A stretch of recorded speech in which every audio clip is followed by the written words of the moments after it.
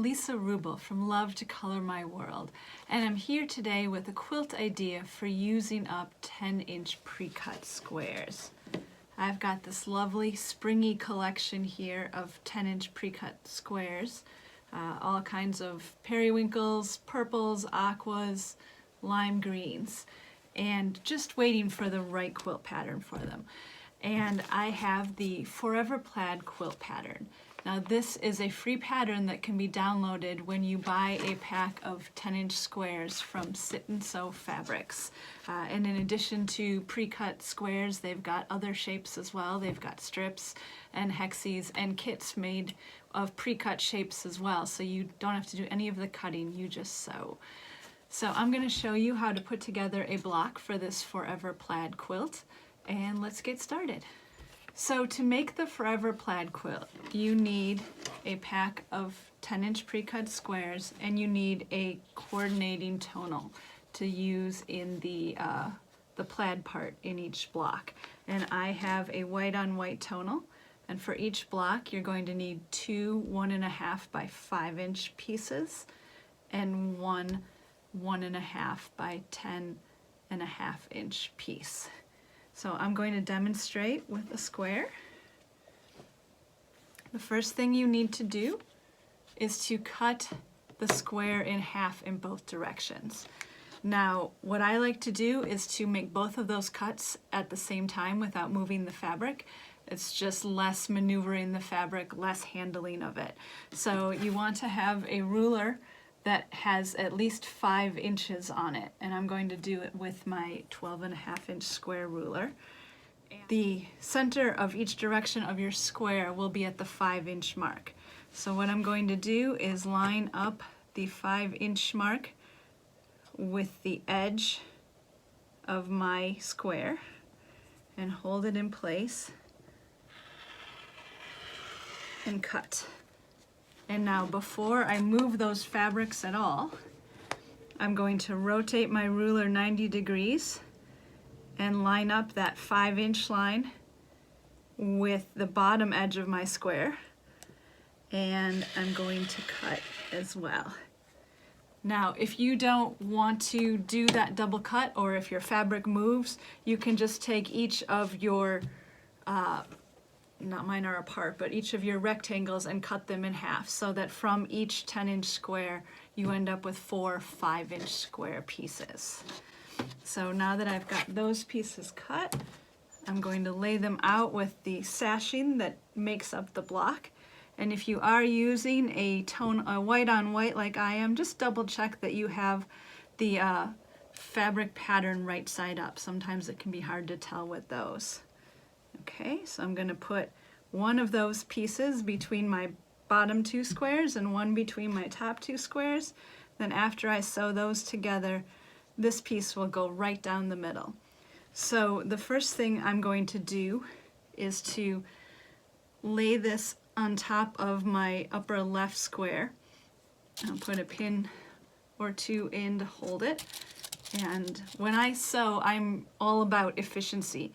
So I'm going to prepare both halves of this block to sew at the same time. So I'm going to do the same thing on the bottom and line up that piece, that white strip on my bottom left square to sew.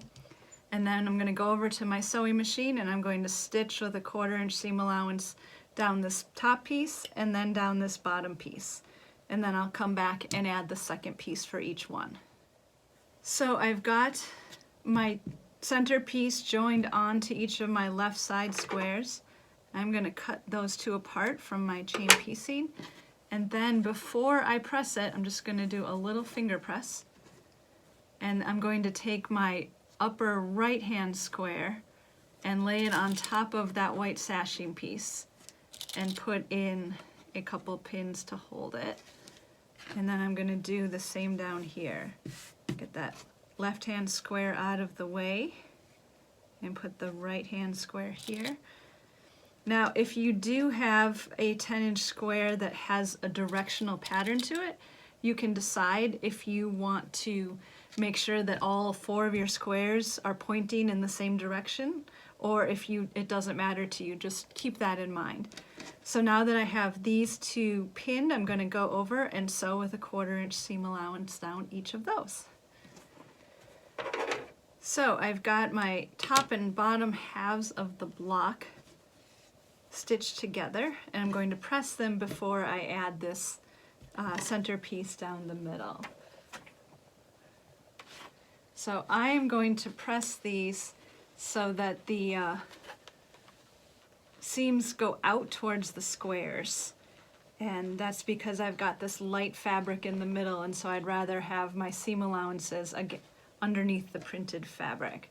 So I'm going to do that on both my top and bottom pieces. Okay. And then it's time to add the center sashing piece to the block.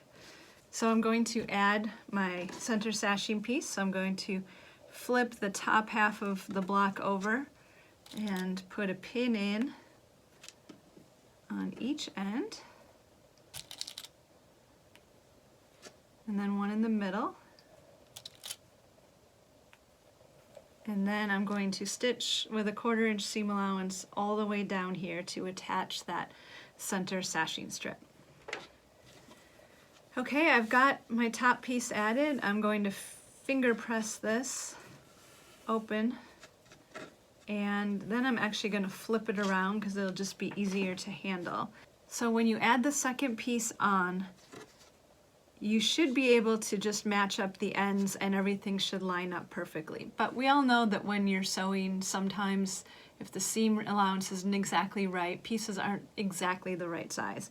So what you want to do to make these blocks look their best is to double check that this line down the middle lines up between the top and the bottom half of the block. So what I like to do is to position it in place, or where I think in place should be based on where it matches up on the ends, and then fold it back and just double check, does my piece on top, does this stripe line up with that stripe? And in my case, I just need to move it over a teeny tiny bit and then fold it back up, and I'm going to put a pin right there so that I know that that's exactly where I want that center piece to be. So by folding it back like that, you can ensure that the sashing on the top and the sashing on the bottom line up with each other. Put another pin in the end, and the last seam for this block is to sew with a 1/4 inch seam allowance down that edge. Now I've got my block pieces sewn together. I'm going to press this block, and I'm going to do it in the same way I did the half block pieces, pressing away from the sashing and out towards the edges. Now, one tip I will give you about the pressing: when you go to put the quilt design together, the quilt blocks together, you can see you're going to have to be lining up each of your sashing from one row to the next. So if you know where you want your blocks to go, what you can do to make those seams nest a little easier is to sew every other block so that the seams go towards the sashing, and then the opposite block so the seams go out. And that way when you put them together, your seams will nest. If you don't want to do that, that's fine. You'll just have to match up your seams carefully when you put your blocks together. But here's our finished block. Looks great.